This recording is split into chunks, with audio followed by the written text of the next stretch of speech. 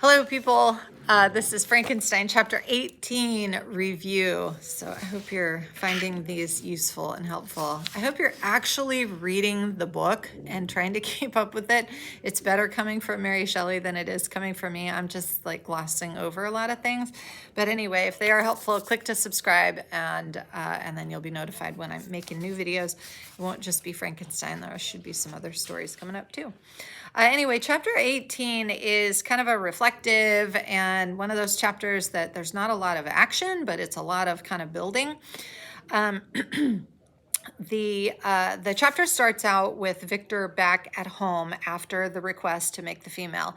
He's wrestling with this idea because if you remember, hopefully you do, that when he made the creature, the male, he was in Ingolstadt out at the university by himself, was able to isolate in that room at the top of the stairs. And no one was checking on him. He didn't have Henry there. He didn't have family there, his professors. He was done with school. So he was off doing his own thing, creating the creature. He had collected all the equipment that he needed to keep in his journals. And so he made the creature alone. He needs to make another creature. He's living at home now after the trial of Justine, after this whole the murder of William. Everything has been really rough.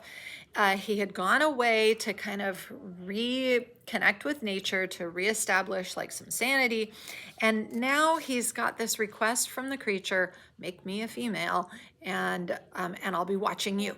So that kind of makes him, when he had that madness when Henry found him the first time, he's not there. He's just kind of depressed and off, and his family notices when his spirits are down. So they try to do things to kind of lift him up. And it does say, like right away in chapter 18, it says that he's been thinking about going to England to make a connection with these English philosophers. So he's thinking about going on a trip to get away, but he wants to connect with these English philosophers. I had heard some discoveries having been made by an English philosopher, and knowledge of which was material to my success, and I sometimes thought of obtaining my father's consent to visit England for this purpose. So he hears about an opportunity to get away, and he's going to take it. And so knowing that he can go there, he's, it's maybe a little bit of a relief to him. But he is delaying. I clung to every pretense of delay and shrank from taking the first step. He doesn't want to get started. I think he's called this task loathsome. He's just filled with hate. He does not want to make this female. But a change indeed had taken place in me. My health, which had hitherto declined, so before this it had gone down, was now much restored. I have hope. I am hopeful that things will work out. My spirits, when unchecked by the memory of my unhappy promise, that means when I'm not thinking about making the female, they rose proportionably. So if he puts it out of his mind, he's good. And then when he thinks about making the female, sinks into misery. His dad noted in this big paragraph to begin, his father sees the change in his moods. He notices when he's down, and he notices when he's feeling better. And so his father is thinking about things that they can do to make him happy. So in the next paragraph, it says, after my return from one of these rambles, my father called me aside and addressed me. He says, you seem to be getting back to yourself, and yet you're still unhappy and you avoid our society. Like you're still kind of removing yourself from us. And so I've been thinking about this, and I think I have a solution for you. And so he says, Elizabeth, your arrangement with Elizabeth, that she is supposed to become your wife, like this had given your mother and I lots of joy. We've been thinking about it for a long time. And then his father actually says, but I recognize that while you were away, maybe you met another girl. Maybe you fell in love with somebody. Like, I don't know because I don't really know you as my adult son right now. And so, that's what that next paragraph is about. He says, you may have met with another whom you may love, and considering yourself as bound in honor to Elizabeth, that means only tied through family requirement and plans made in your infancy. Okay, that maybe you're feeling misery because you have a love triangle. Okay, and so Victor, the next paragraph, it's like, Dad, no, that's not the problem at all. And if you think about what Victor's been up to, there has been no mention of any women. He's not out carousing. He's not out in the pubs. He's not mingling and mixing with women at any point in this novel. So it's kind of like laughable, preposterous. My dear father, reassure yourself.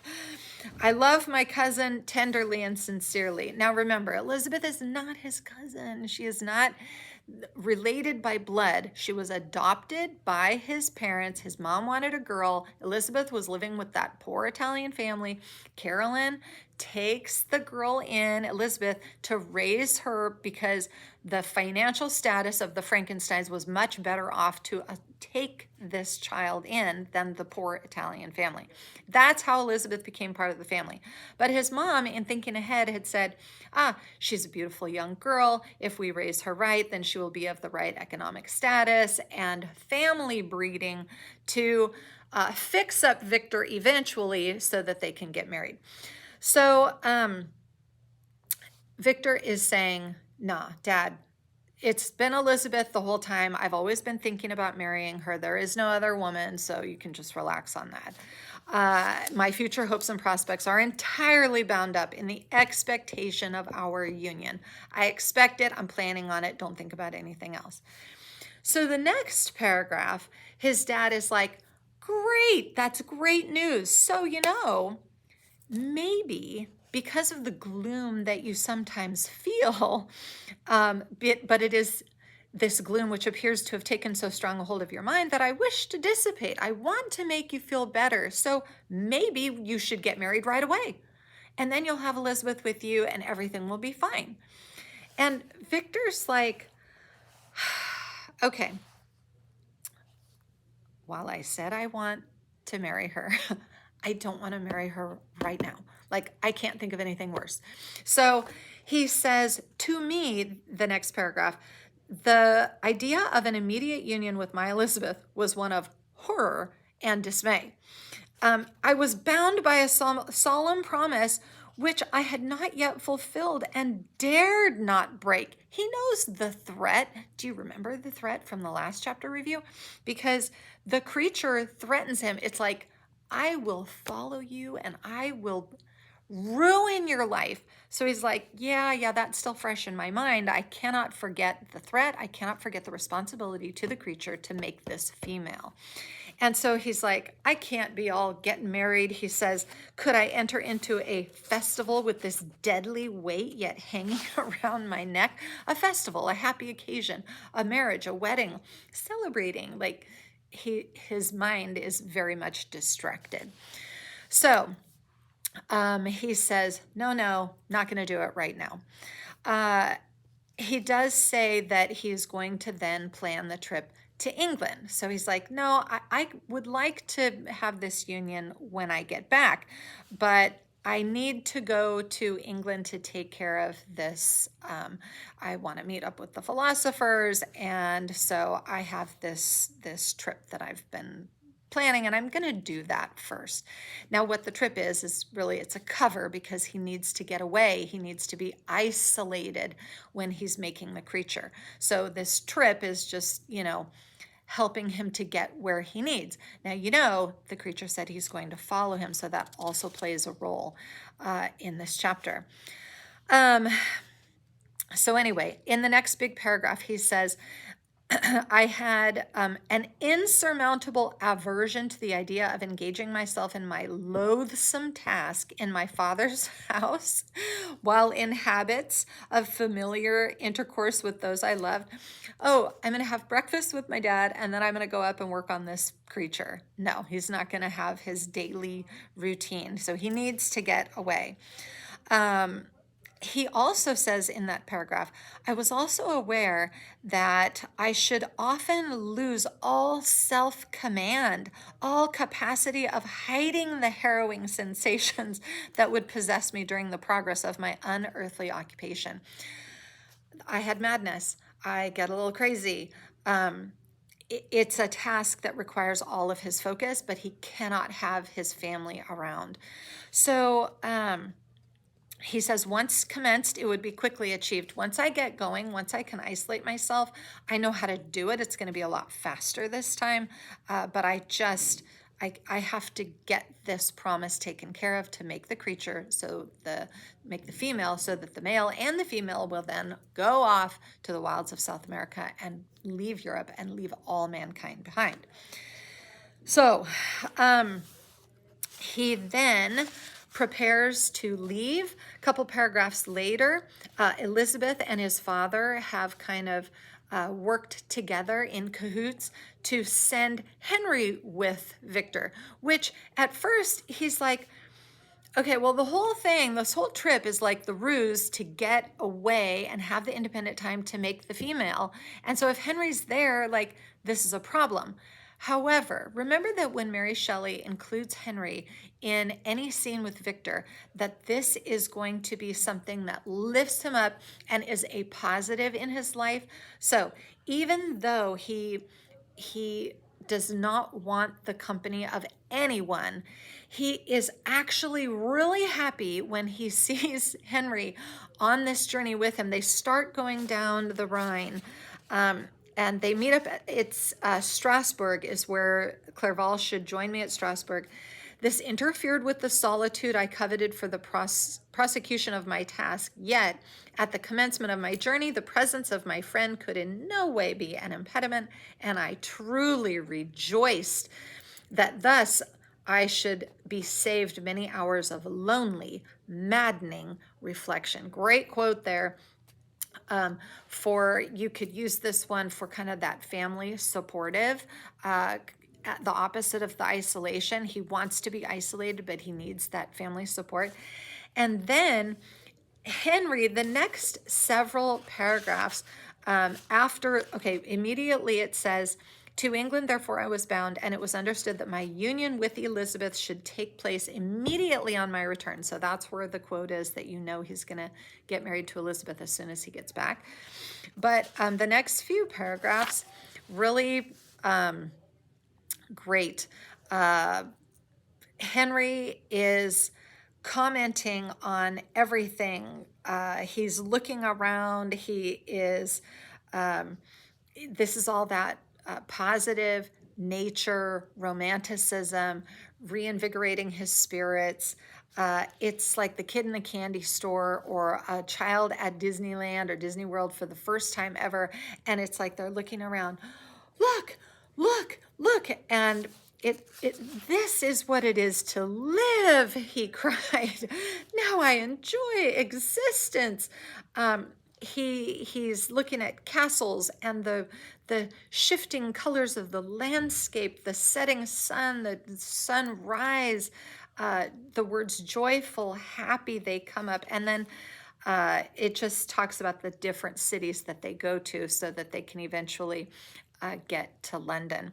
Note that in one of the paragraphs, Victor does say that he has brought his chemical instruments and they are packaged to go with him or packed to go with him. And that fills him with dreary imaginations as they go through their beautiful scenery.